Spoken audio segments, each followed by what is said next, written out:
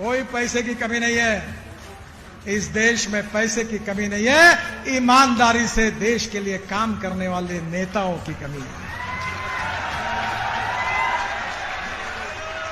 मुझे इतना काम करने का मौका मिला, एक ठेकेदार आपको नहीं मिलेगा कि जो बताएगा कि ठेका लेने के पहले मंत्री जी के घर पर जाना पड़ेगा।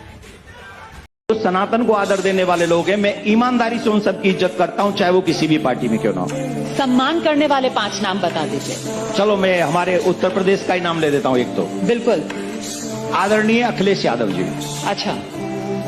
मुझे याद है जब वो मुख्यमंत्री थे उत्तर प्रदेश के, तो मुझे किसी कारण से मिलना था उनसे, मैं मिला एज ए मुख्यमंत्री। हाँ। एज ए वो मुख्यमंत्री थे, सीएम थे वो तब। सीएम, हाँ जी सीएम थे।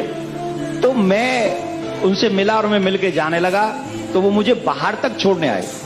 मैंने कहा आप मत कीजिए, बोले नहीं नहीं मैं चलूंगा। मैंने कहा बैठिए, आपके 2 काम हैं और वो कर लेंगे एक्स्ट्रा। सनातन का सम्मान किया उन्होंने। वो मुझे छोड़ने बाहर आए और मैं आपके चैनल पे कहता हूं, मुझे कोई संकोच नहीं है, उस बंदे ने 5 मिनट मेरे साथ बाहर प्रतीक्षा की गाड़ी की।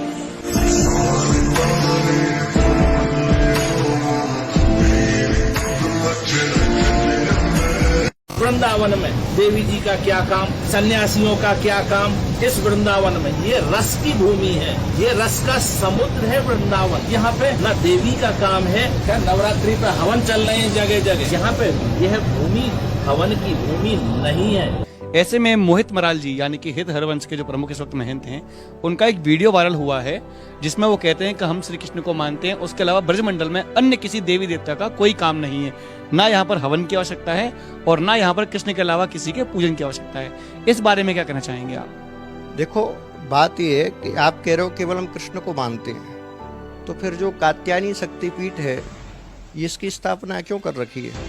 जो महादेव हैं, गोपेश्वर महादेव, इनको यहाँ विराजमान क्यों कर रखा है? जो इतने हनुमान जी की जगह जगह मंदिर हैं, इनको स्थापित क्यों कर रखा है? बात यह है कि सब अपनी अपनी रोटी सेक रहे हैं, क्योंकि सबको कुछ ना कुछ कहना है जिससे हमारे भक्त आलायित हो जाएं। वाह वाह वाह महाराज कितने एकनिष्ठ हैं। एकनिष्ठ कोई नहीं है, केवल धर्म के नाम पर सब धंधा कर रहे हैं। कोई भी हो, चाहे मैं हूँ चाहे कोई और हो, मैं ये नहीं कह रहा कि मैं इस दूध का धुला हुआ हूँ, सब एक ही थाली के चट्टे बट्टे हैं। लेकिन बात यह है कौन सही है कौन ज्यादा गलत है। इस वृंदावन में आप कह रहे हो कि कृष्ण के अलावा किसी की पूजा नहीं हो सकती। भागवत जी उठा के देखो, कात्यायनी की उपासना करके गोपियों ने कृष्ण को प्राप्त किया। क्या वो गोपी झूठी थी? क्या उन गोपियों को देवी की आराधना नहीं करनी चाहिए थी?